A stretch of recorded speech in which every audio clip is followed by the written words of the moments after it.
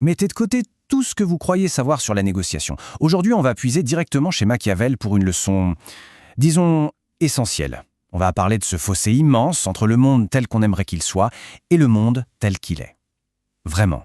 Allez, on fait un petit voyage dans le temps. Imaginez-vous à Florence, à la Renaissance, dans les coulisses du pouvoir. Ici, pas de place pour les bons sentiments ou les grands principes. Non. Ce qui compte, ce sont les rapports de force, les alliances et surtout la perception. C'est là, dans ce chaudron bouillonnant, que la stratégie moderne est née. Et c'est Machiavel lui-même qui nous donne la clé. Les hommes jugent plus par les yeux que par les mains. Pensez-y. En gros, ce qui est vu, l'apparence, a souvent plus de poids que la réalité tangible. En négociation, cette différence entre la perception et le réel, ce n'est pas un détail, c'est le cœur du jeu.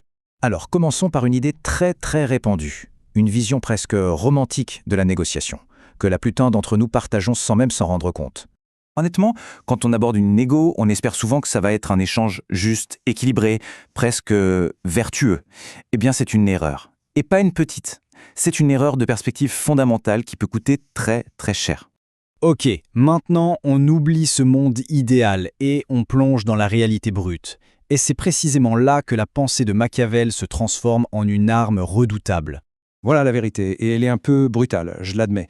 La négociation n'est pas morale, elle est réelle. Elle ne se passe pas dans le monde de ce qui devrait être, mais dans celui de ce qui est. Et accepter ça, c'est le premier pas, le plus décisif. Regardez ce fossé, il est gigantesque. On attend de la justice, mais en face, on a des intérêts divergents.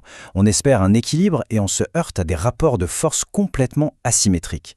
On rêve de vertu et on est rattrapé par les contraintes, par l'urgence. Continuer à négocier au nom de ces idéaux, c'est tout simplement laisser la réalité décider pour nous. Mais alors, quel est le prix à payer quand on refuse de voir les choses en face? C'est simple, on ne change pas la réalité, on la subit.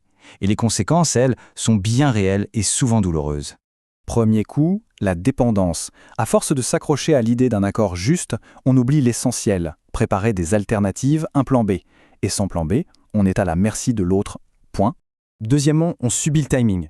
L'idéaliste, lui, il attend le beau moment. Un moment parfait qui évidemment n'arrive jamais. Résultat, on doit décider dans l'urgence quand la pression est au maximum et que les options ont disparu.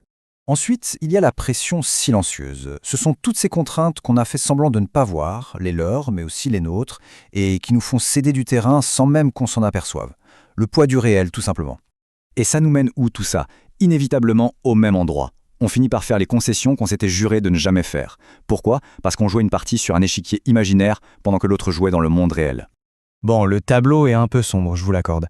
Mais attention, la réponse, ce n'est surtout pas de devenir cynique. Non, la réponse, c'est une compétence cruciale, la lucidité.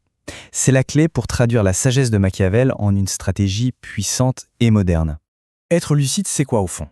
C'est avoir la capacité de voir la mécanique cachée d'une situation, de regarder au-delà du discours pour comprendre les vrais intérêts, les vraies contraintes de chacun, et bien sûr, les rapports de force qui structurent tout l'échange. C'est une vraie discipline. Et c'est ça, le point le plus important. Voir le monde tel qu'il est, ce n'est pas du cynisme, ce n'est pas être pessimiste. C'est une responsabilité. La responsabilité de protéger ses propres intérêts en comprenant parfaitement le terrain de jeu. Et cette approche, ce n'est pas juste de la théorie, elle est au cœur du travail de Rémi Jury, l'auteur du livre « Acheter sans combattre ». Avec plus de 27 ans d'expérience en négociation dans des milieux industriels très complexes, sa philosophie est d'une clarté redoutable. Pour construire des accords solides qui tiennent la route, il faut partir du réel, pas de l'idéal. C'est la leçon de Machiavel, mais appliquée au business du XXIe siècle. Alors, pour finir, une question que chacun peut se poser. Quand on s'assoit à la table, dans quel monde est-ce qu'on joue? Dans le monde idéal, celui de l'équilibre et de la justice, ou dans le monde réel, celui des intérêts, des contraintes et des rapports de force? La réponse, eh bien, elle détermine tout le résultat.